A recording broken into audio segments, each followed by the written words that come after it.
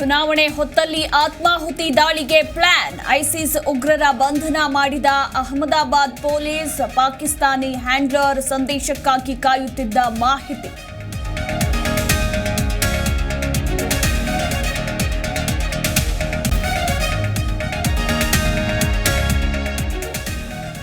ವಿಧಾನ ಪರಿಷತ್ನ 11 ಸ್ಥಾನಗಳಿಗೆ ಚುನಾವಣೆ. ಟಿಕೆಟ್ಗಾಗಿ ಕೈ ಪಕ್ಷದಲ್ಲಿ ಭಾರೀ ಪೈಪೋಟಿ. ಸಿಎಂ ಪುತ್ರ ಯತೀಂದ್ರಗೂ ಟಿಕೆಟ್ ಸಾಧ್ಯತೆ.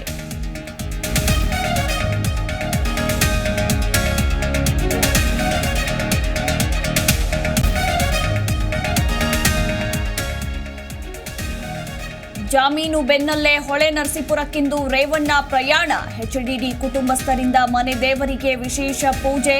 ಇತ್ತ ಸಂತ್ರಸ್ತೆ ಮಹಿಳೆ ಹೇಳಿಕೆ ಆಧರಿಸಿ ಎಸ್ಐಟಿ ವಿಚಾರಣೆ.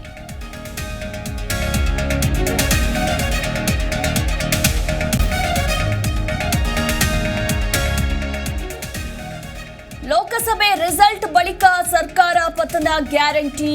ಸಿಎಂ ಕುರ್ಚಿ ಕಿತ್ತಾಟವೇ ದೊಡ್ಡ ರಾಜಕೀಯ ಬೆಳವಣಿಗೆ. ಮಾಜಿ ಸಿಎಂ ಬಸವರಾಜ ಬೊಮ್ಮಾಯಿ ಭವಿಷ್ಯ.